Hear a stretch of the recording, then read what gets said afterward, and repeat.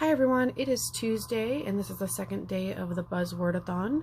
If you're unfamiliar with the Buzzwordathon, basically it is a readathon where you have to read as many books with the buzzword in it, in the title. And this month's or year's Buzzwordathon, this is the first time I'm ever doing, so I'm not sure how frequent it is night. And so I picked up quite a few books that have the word night in it. The first book that I read was The Night Gardener. The Night Gardener follows a couple of kids who are kind of down on their luck. They're without their parents, they've been separated somehow, and they're barely making ends meet, and they're trying to find a position so that they can survive.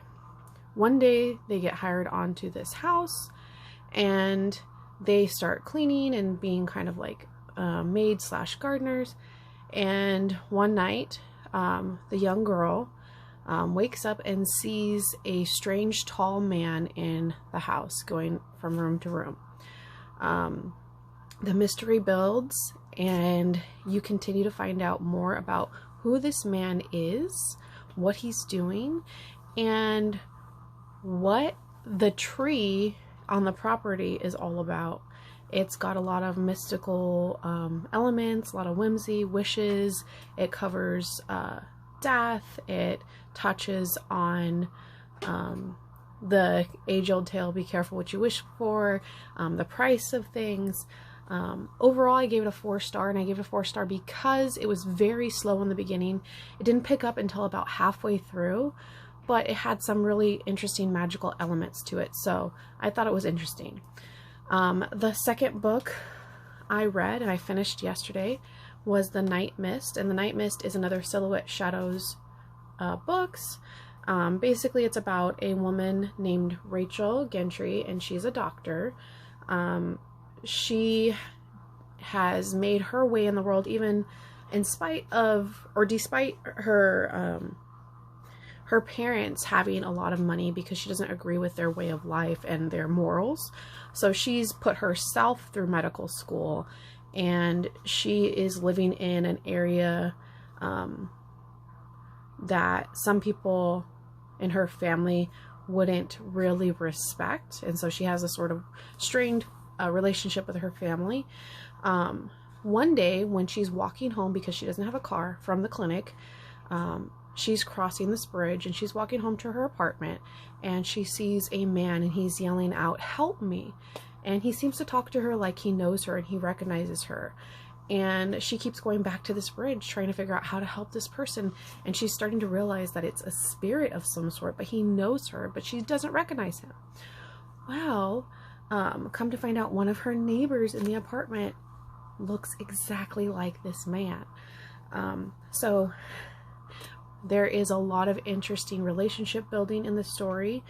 And there is a really awesome character in this story. I forget what her name was, but she practices hoodoo, and I love learning about hoodoo and stuff like that. So I was really interested to hear some of the hoodoo things that were in the story, and I thought it was really interesting. She stole the show. She was very sassy, and even though she was a side character, like I was saying, she stole the show. She was very intriguing, and yeah, so I ended up giving this, I believe, a 4-star as well. It was a little bit predictable, but it was kind of one of those interesting mystery slash romance slash suspense novels. So yeah, I gave it a 4-star. Also, since today is Tuesday, I started another book, and it was a short book on Audible.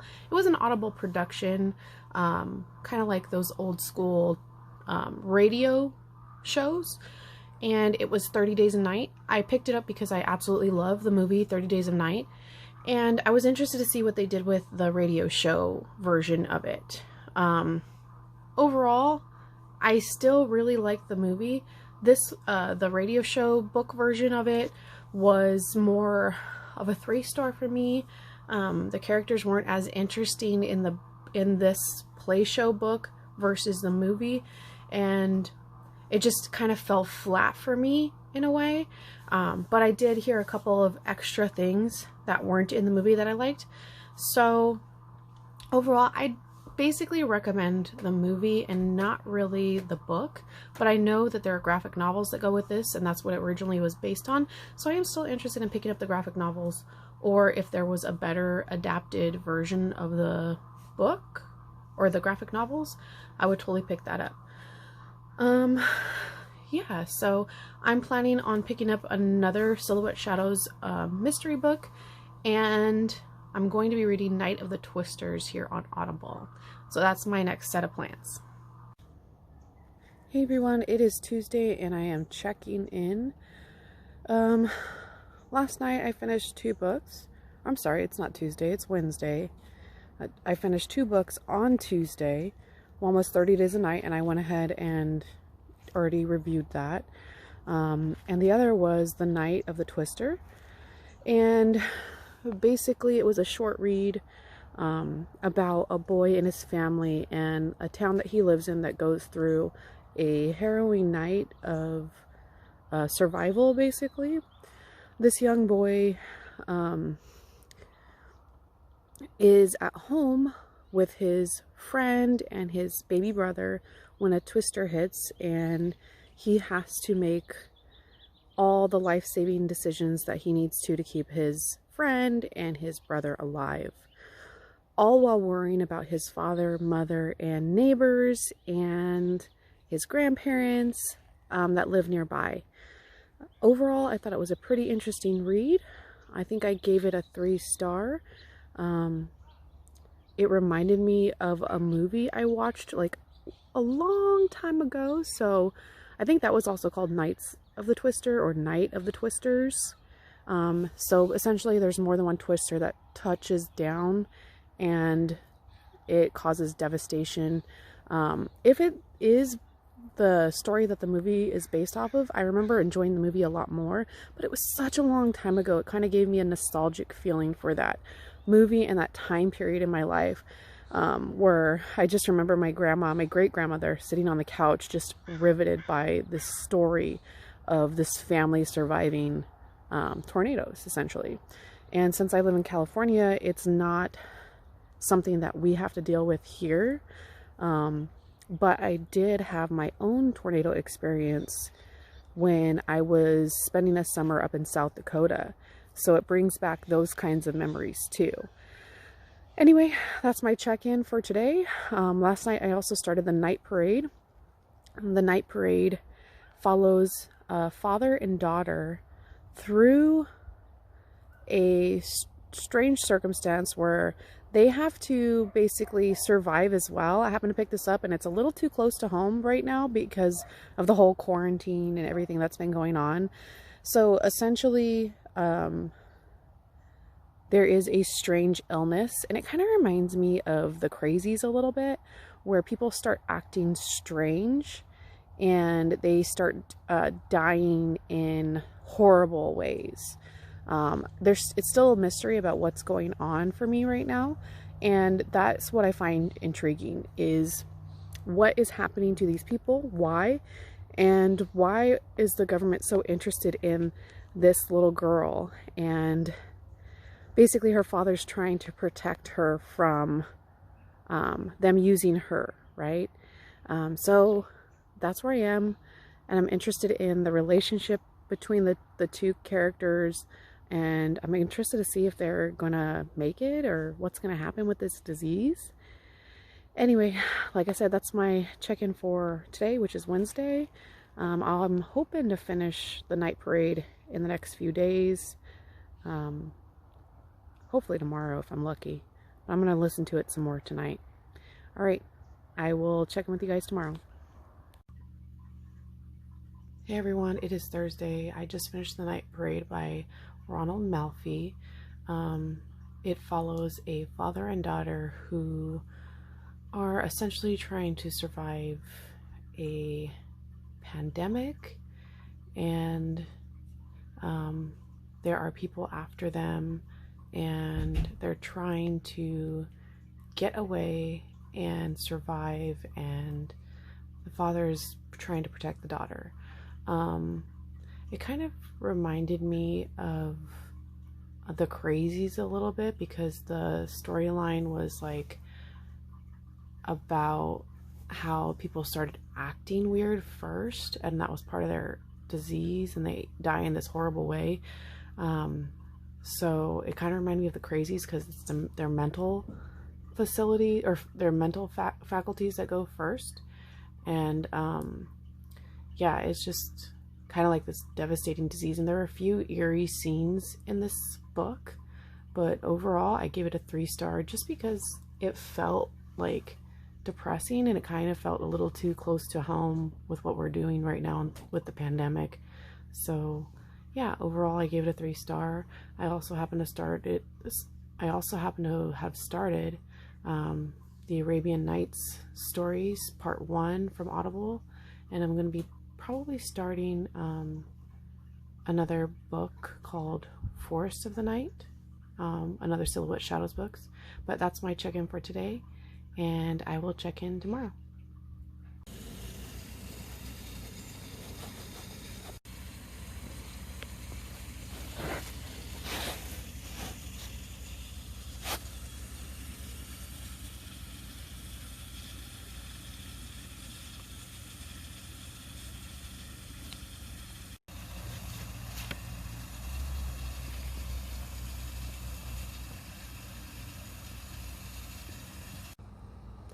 Hey everyone, it is Sunday. This is the last day of the Buzzwordathon. I read the Arabian Nights volumes 1 and 2 over the last few days. I really enjoyed the storytelling of volume 1, way more than volume 2. I just felt like there was a sort of, I don't know, passion told in it. I guess maybe it was because it was new, maybe. I like the stories a little bit more. But yeah, there was a few things that stood out. I really liked hearing about different kinds of monsters and adventures, and I just really enjoyed the classic tales of the Arabian Nights stories. I listened to it on Audible, and I got both the versions for free on Audible, being a subscriber to Audible. And what else? It was a Audible production, so that it was more of like an acting out of the story. So you were kind of listening to the actions as they took place rather than being read to. So it was kind of like an old school radio theater, which was fun. And so the volume 1 I gave 4 stars. Volume 2 I gave 3 stars. I really enjoyed both of them though. Yeah, some of the monsters definitely stick out, and they're really cool.